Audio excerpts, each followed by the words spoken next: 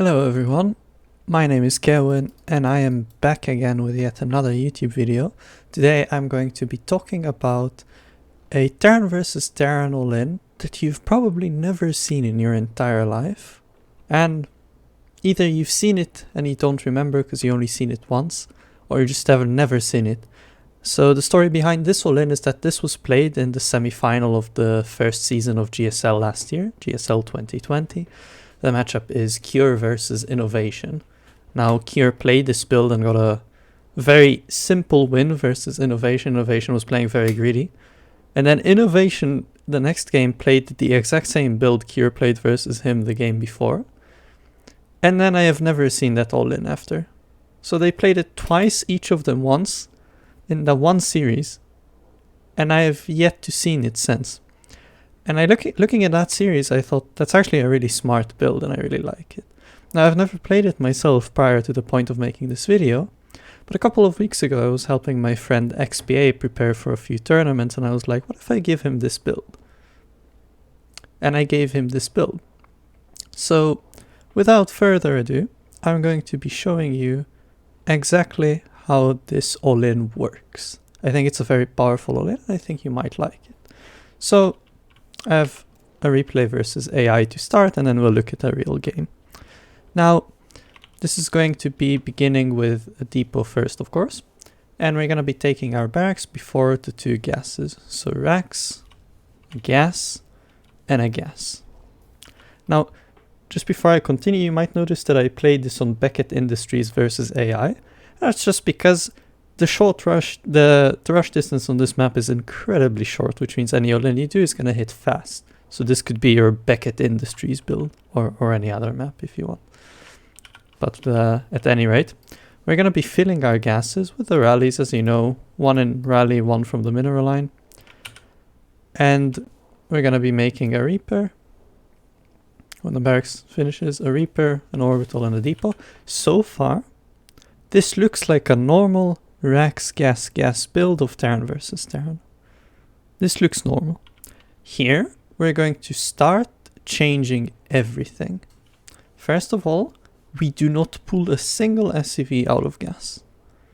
They keep mining the gas. Second of all, in Cure's build, when he did it, this was quite a long time ago, so the map pool was completely different. He did it on Nightshade. What he did was using a supply depot and a factory actually walled up the Reaper cliff, so it's very hard to scout. So you can actually put I don't think you can do it on this map, but I think in some maps you can use a factory, the tech lab and the depot to completely wall a Reaper from scouting, which is very good, so keep it in mind. But at any rate, of course, after the depot and the orbital, we're gonna get a factory. We did not pull out of gas. And after the Reaper, we don't make another Reaper. We make a reactor, because we're going to be making Marines. Now, off of the factory here, we're going to be making a Hellion and a starport. You notice that we haven't expanded yet, and that's because this is a one base All-In. We're not going to be expanding either. Make sure that you keep making depots, as we're going to be producing a lot of supply soon. So the Reaper kind of tries to deny vision. You don't want to lose it if there's like two Reapers. You want to wait for the Hellion, of course. But the Reaper tries to deny vision. Same as the Marines, the Hellion. After the Hellion, we don't make another Hellion. We're going to be making a tech lab. This is going to be to create siege tanks. Now, we're going to keep making supply. This SCV is basically just making supply depots. That is the purpose of this SCV. One finishes, the other one starts. Now, here, when the starport finishes, we're making a Liberator actually. Not a Viking and not an add-on, not the typical tech lab of Terran versus Terran. We're going to be making a Liberator. Note that both Cure and the way you execute this correctly, you're going to use the Liberator to harass, but you're not actually committing with it. Which is why, when I'm recommending you this build, I'm going to recommend you to only send the Liberator to the natural. Because it's easier to escape and rally back with your army. You want to kind of apply pressure. It makes the opponent not as focused on scouting on you or scouting your move out. Like it keeps Cyclones at home, for example, but you do not want to lose the Liberator. And honestly, you don't really want to even take damage on it. Just siege to make them scared. Anyway, we're going to be making a tank as well the moment we can afford it. Constant marine production. As you can see, we've been making SCVs as well. Over max saturation. The reason we do over max saturation is because we're going to be pooling a few SCVs for repair. So do not prioritize SCVs over units, but if you can afford it, keep making SCVs. And as I said, this SCV just keeps making depots. We're gonna be making a second tank. When the Liberator finishes, we're gonna make a Viking.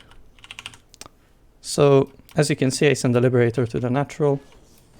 This is AI, of course, I'm not tryharding with the Liberator. The very moment, and I mean the very moment your second tank finishes, you move out.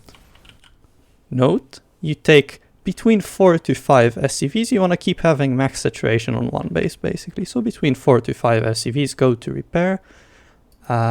If you struggle with micro, I also recommend the auto repair option enabled by Alt and R. Sometimes it's very useful for the SCVs. And they're going to be repairing either the tanks or our air units.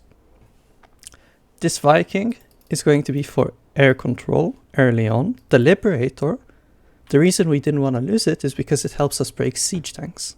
So we have a Viking, a Liberator, and 2 tanks attacking our opponent very fast. And as you can see, and we just keep making a tank and a Viking and Marines off of it. No CC, this is complete all-in.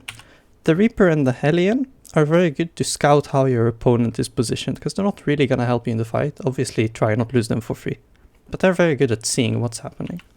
And then you have Viking, Liberator, Siege Tank, for an absolutely devastating all-in attack. I'm going to be attaching this replay versus AI in the description below the video, you can check it out. And I'm going to be going over an actual game played of this build, and we're going to dive a bit deeper into analysis there. Hello again, everyone.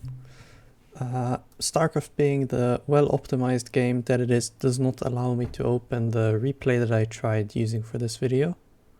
Unfortunately, I don't have any way to solve this. StarCraft just actually doesn't let me open the the replay I was gonna analyze.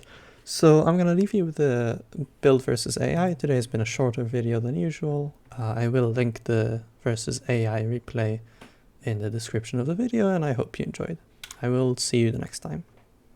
Later, folks.